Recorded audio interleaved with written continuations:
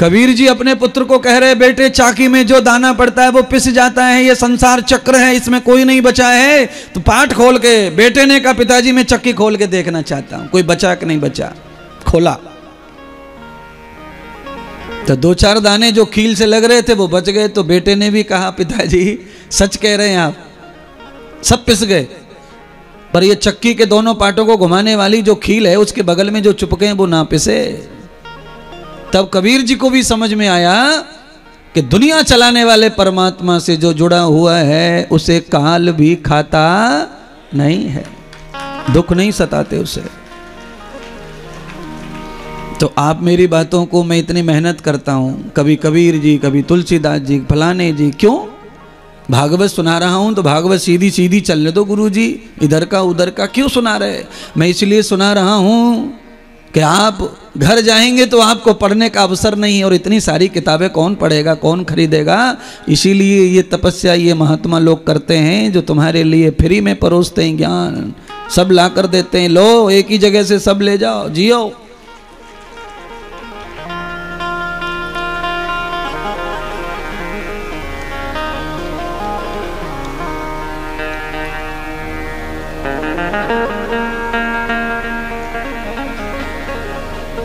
तो भगवान कहाँ मिलेगा, कैसे पकड़े भगवान को अपन। तो भगवान की राह दिखाने वाले जो गुरु लोग हैं आपने उनको पकड़ना है बस। जिसने गुरुदेव को पकड़ लिया वो सीधा भगवान को पकड़ लिया, ऐसा मान कर चलते रहो, बिल्कुल संशय नहीं करना, बिल्कुल परफेक्ट जा रहे हो, वहीं पहुंचोगे।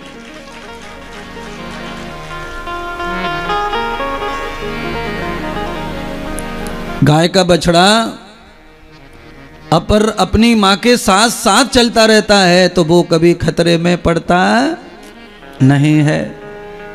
और कभी कभी बछड़ा जो है ना अकेला हो जाए तो उसे लपक लेता है शेर जंगल में। इसीलिए जीवन में ये बहन जंगल है संसार। यहाँ की पगडंडियों पर बहुत गलत एड्रेस लिखे हुए हैं, धनुष बाण गलत भी बने हुए हैं, समझ में नहीं आएगा। एक ही नाम के कई कई गांव हैं महाराज, एक ही नाम के कई कई इंसान हैं, तो कैसे समझें कि ये वो है कि ये वो है। ये बड़ा भंवर चक्कर है संसार। इसीलिए सदगुरुदेव के पग चिन्हों पे चलते रहो, बस सही रास्ता मिलेगा। और सारा खतरा गुरुदेव झेल लेते हैं, तुम्हें तो क्लीन करके रास्ता बना के देते हैं, उस पे चलते रहो, चलते रहो, बढ़ते रहो। आज भगवान के संग संग हैं सखा, तो फायदा सखाओं को क्या मिलेगा, कथा में सुनेंगे तब मिलेगा, तब समझ में आएगा। भगवान के जो सखा हैं उनके जीवन में घने पाप भी हैं, और पाप कर्म के कारण ही कोई लंगड़ा था, कोई कनेटा था, कोई लूला था, कोई गूंगा था, ऐसे मित्र थे भगवान के।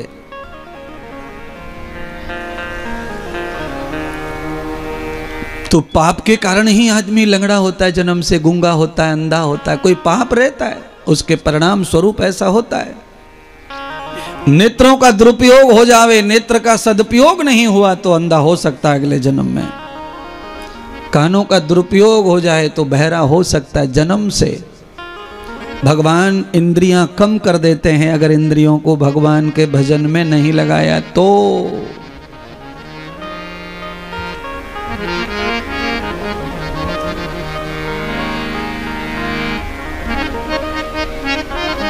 आपने जो इंद्रियां लगाई हैं चाटने चूटने में, आगे चल के ये बीमार पड़ेंगी।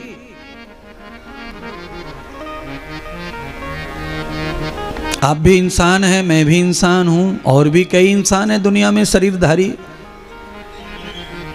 मुझे चश्मा नहीं है, कई मुझसे भी उम्र वाले उनको नहीं है, और कई लोग बहुत छोटे छोटे हैं उनको लग गया चश्मा। क्यों लग गया? दुरुपयोग। नेत्र का दुरुपयोग करने से उसको हानि पहुंचती है।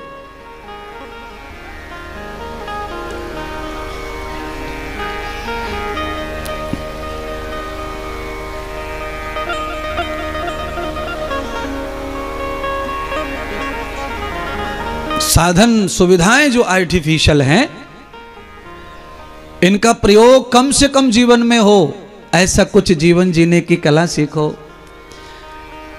अब मेरी बात सुनिए, जितने चश्माधारी लोग हैं 35 साल के छोटी उम्र के, उन सब के लिए फॉर्मूला है। अगर आपको चश्मा निकालना है और नौकरी कंप्यूटर पे करनी है और चश्मा नहीं पहनना है तो सुबह 5 बजे उठना सीखो और बिना चप्पल के कच्चे रास्ते पर सुबह 5 किलोमीटर चलना सीखो और उगते हुए सूर्य को खड़े होकर एक जगह पर 5 मिनट तक निहारना सीखो और फिर पानी मारो आंखों पर, स्नान करो निर्मल जल से, ठंडे जल से। करके देखो 4-5 महीने, चश्मा अपने आप चिल्लाएगा कि हटाओ मुझे, हटाओ मुझे, हटाओ, मेरी जरूरत खत्म हो गई। 12 बजे, 11 बजे, 1 बजे रात को सोना और सुबह 9 बजे तक जो है चादर को तोड़ते रहना, तकिया में गड्ढे कर दिए घोटू मार मार के। कौआ को चश्मा नहीं अभी तक, बचपन से मैं देखता आ रहा हूं। कौआ की आंखें होती हैं कि नहीं? भाई बताओ ना यार एमपी वालों, कौआ की आंख होती हैं, चश्मा नहीं है। अच्छा, बैल की आंख, चश्मा, पर तुम में कौन सी बीजरी पड़ गई फिर? कुत्ता, बिल्ली, गधा, घोड़ा, किसी को चश्मा नहीं है महाराज। और 70% अंधा हो चुका है भारत। 100 में से 70 लोगों को चश्मा लग गया। चश्मा लग गया तो कोई बुरी बात नहीं है मेरी तरफ से, आप खुश रहिए, अच्छा लगता है आंखों पे। पर किसी के भी नकली सहारे पर जीना ठीक नहीं है हमारे लिए। कोशिश ये की जाए कि चश्मा जो है शौक मौज के लिए होना चाहिए, धूल मिट्टी बचाने के लिए, देखने के लिए चश्मा ठीक बात नहीं है। परमात्मा ने जो नेत्र दिए हैं, परमात्मा ने जो कान नाक दांत दिए हैं, वो बराबर रहें। वेद का एक मंत्र बोलते हैं, जन्मदिन में वेद के मंत्र का आशीर्वाद देते हैं बड़े बड़े विद्वान आचार्य पंडित लोग। शतम जीवेम सरदा शतम,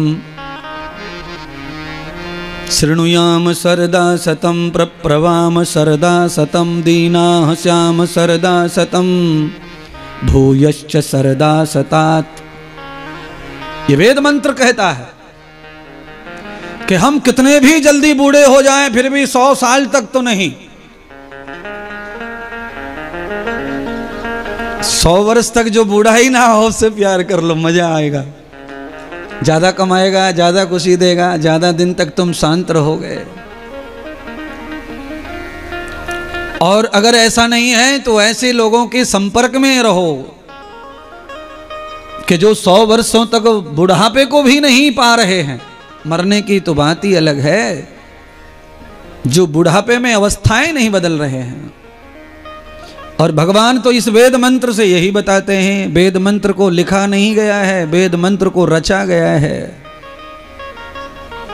शतम जीवेम सरदः शतम, शतम प्रप्रवाम शरदः शतम, शृणुयाम। 100 वर्ष तक देखो, 100 वर्ष तक सुनो, 100 वर्ष तक चलो, 100 वर्ष तक बोलो। उसके बाद सोचेंगे ससुरा दांत बदलवानो कि ना, दाढ़ उखड़वानी है कि ना। पर आग लगी पड़ी है शरीर में। कई तो बच्चे बच्चियां ऐसी हैं जिनको 22 साल में ही दाढ़ उखड़वानी पड़ी। बोला 22-20 साल में दाढ़ उखड़ गई, दो दाढ़ उखड़ गई।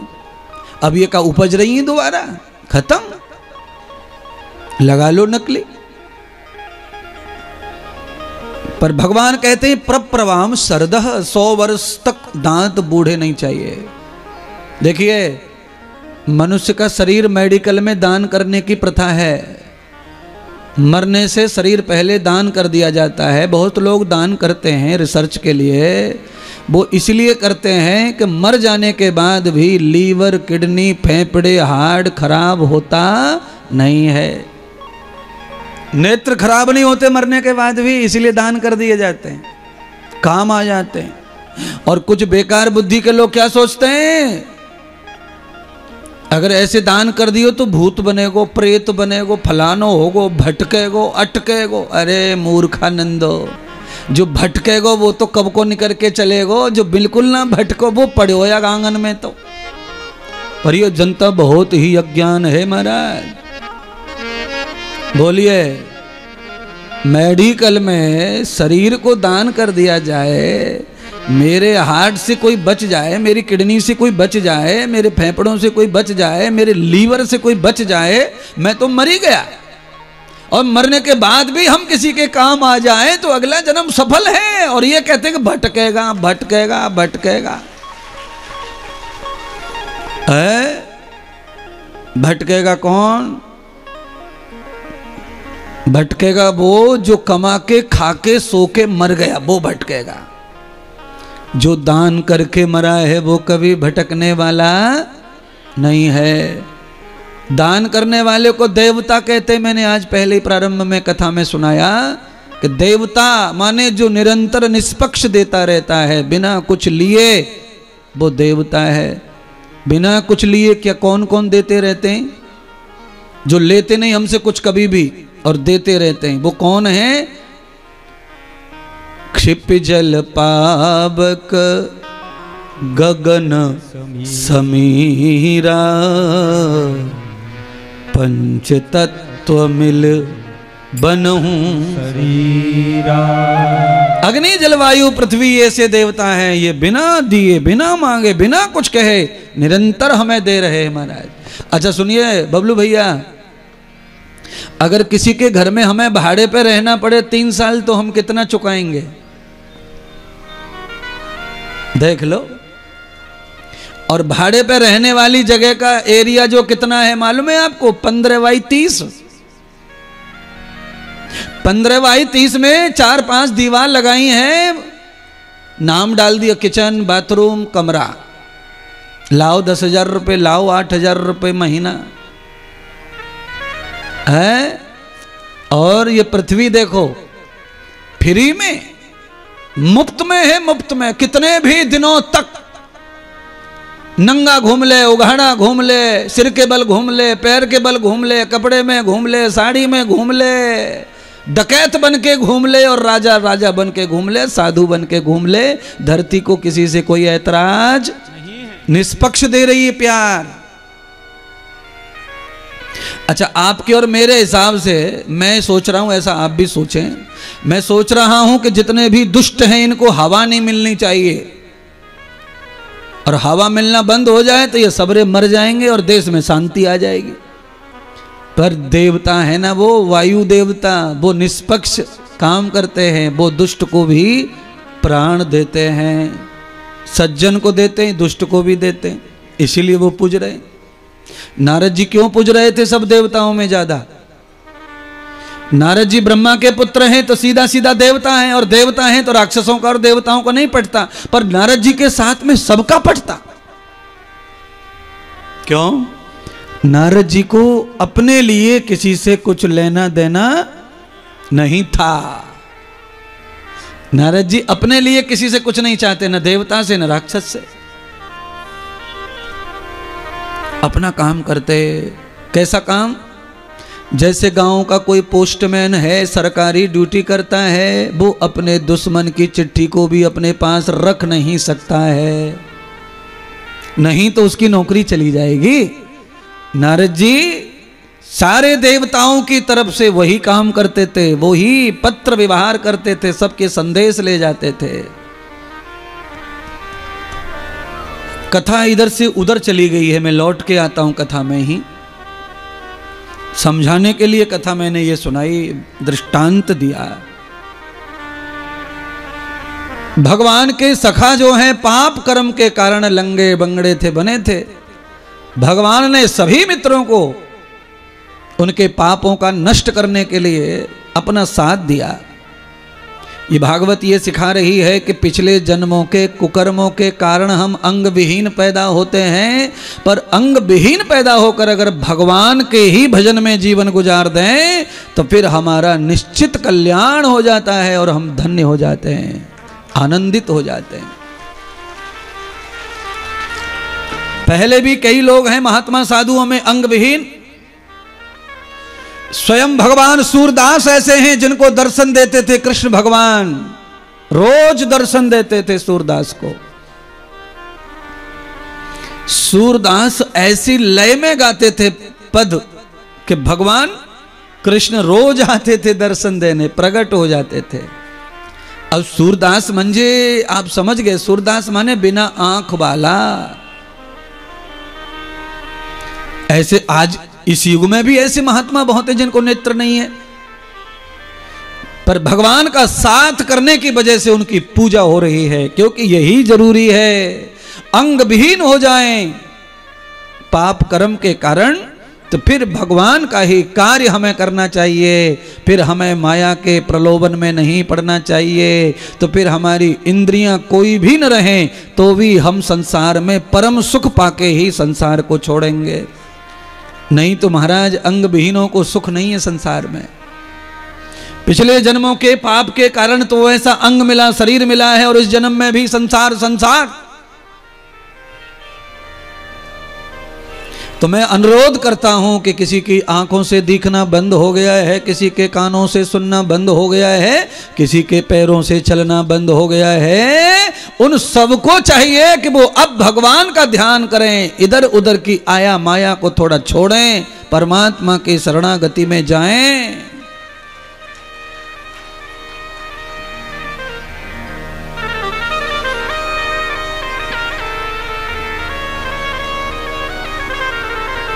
भगवान ने पहले राक्षस का वध किया और उस राक्षस का नाम है बकासुर।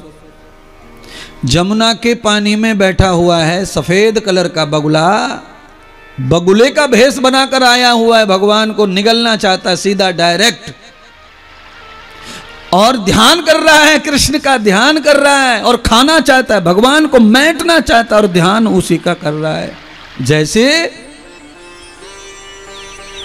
किसी को पता चल जाए कि ये बैंक से 5 लाख लेके जा रहा है तो कुछ लोग फोन करके रास्ते में 10 गुंडों को बिठा देते हैं। तो वो गुंडे क्या करते हैं, 5 लाख लेके जो आ रहा है उसका ही ध्यान करते हैं, बाकी सब भूल जाते हैं। ऐसे ही बकासुर कर रहा था कृष्ण का ध्यान। और बकासुर ध्यान का बहुत पक्का है, शास्त्रों में बकासुर का नाम आता है। बको ध्यानम स्वान निद्रा, बगुले जैसा ध्यान, कुत्ते जैसी नींद, कौए जैसा चालाक। अगर कोई व्यक्ति है तो वो महान विद्वान बनेगा, चाणक्य बनेगा, वो महान योद्धा बनेगा, विक्रमादित्य बनेगा। तुम्हारे अंदर वैसा ध्यान नहीं है बगुले जैसा, तुम्हारे अंदर ध्यान तुम्हारे ही जैसा है, 5 मिनट भी ना लगे एक जगह पे। कई लोग यहां आ तो गए कथा में, पर मजबूरी में बैठे, क्योंकि घर से जब चले तभी टाइम फिक्स करके चले, 10-15 मिनट बैठेंगे और हाजिरी लगा देंगे जिससे नाराज ना हो गांव वाले, और फिर आ जाएंगे। क्यों? ध्यान मनुष्य का है ना, बुद्धि बगुले की थोड़ी। अगर बगुले की बुद्धि में ध्यान कम होता, मनुष्य की बुद्धि में ज्यादा होता, तो इस लोक में मानव का ही नाम होता, बगुले का नहीं।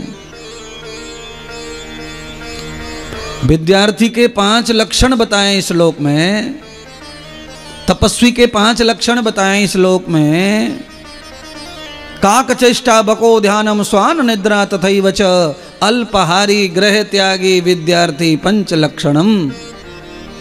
घर के प्रति जिसे मोह नहीं है और खाने के प्रति जो रसिक नहीं है, कौए जैसा चतुर है, बगुले जैसा ध्यानी है और कुत्ते जैसी नींद है, वो तपस्वी बन जाता है, महान बन जाता है?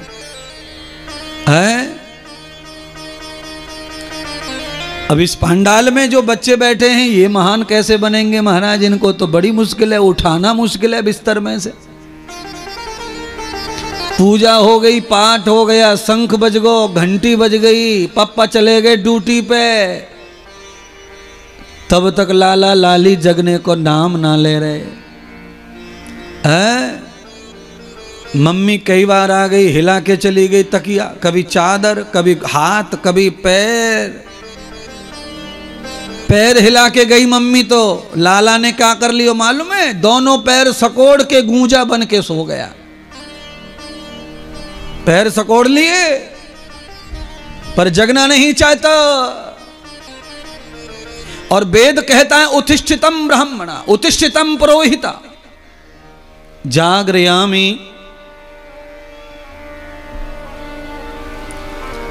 हे मानव तू पुरोहित है, पुरोहित। और पुरोहित अगर ऐसे सोएगा तो कैसे समाज का भला करेगा?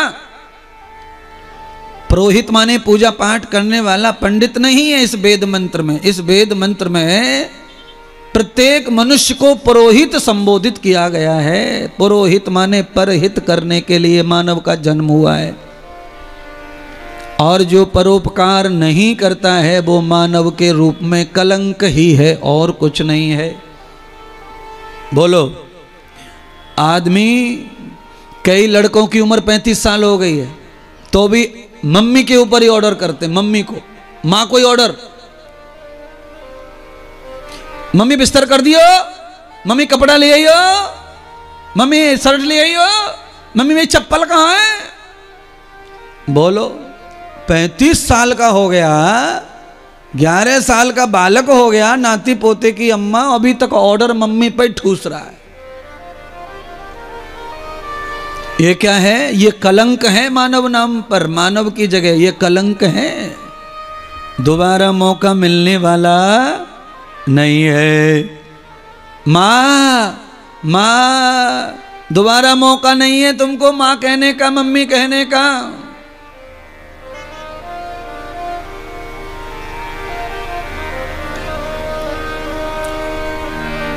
पापा के चप्पल जूते, मम्मी की चप्पल जूते, बेटी और बेटा को पैर में फिक्स आने लगे, उसी दिन से मम्मी पापा को भगवान मानना शुरू कर दो। अब उनको संभालना शुरू कर दो। कितनी बढ़िया बात महाराज बता रहे, पर हम ना सुनेंगे महाराज इस बात को। ये बात नहीं मानेंगे महाराज हम, क्योंकि हमको तो मम्मी पे चढ़ चढ़ बैठना है। ये तेरी बातन ने मान के हमें छोटे क्यों बने? ऐसी उंगली करे मम्मी पप्पा की ओर।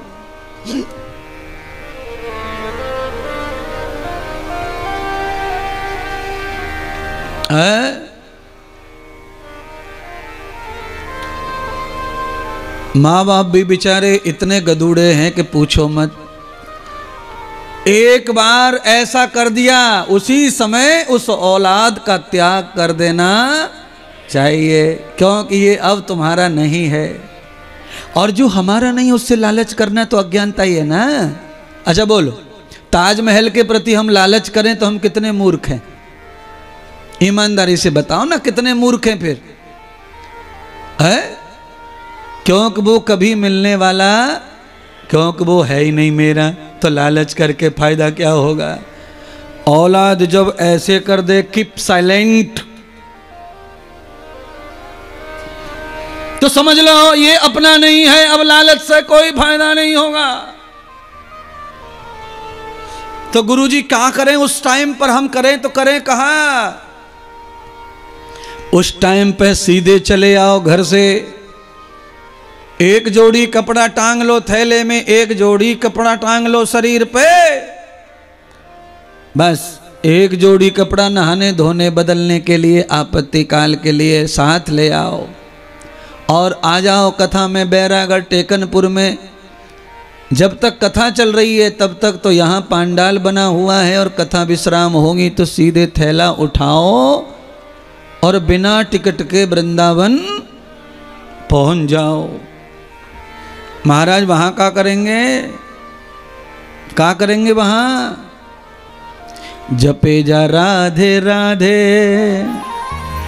अरे भजे जा राधे राधे, राधे अलवेली सरकार, भजे जा राधे, हो राधे अलवेली सरकार, जपे जा राधे राधे, जपे जा राधे राधे, रटे जा राधे राधे, जपे जा राधे राधे, रटे जा राधे राधे, राधे अलवेली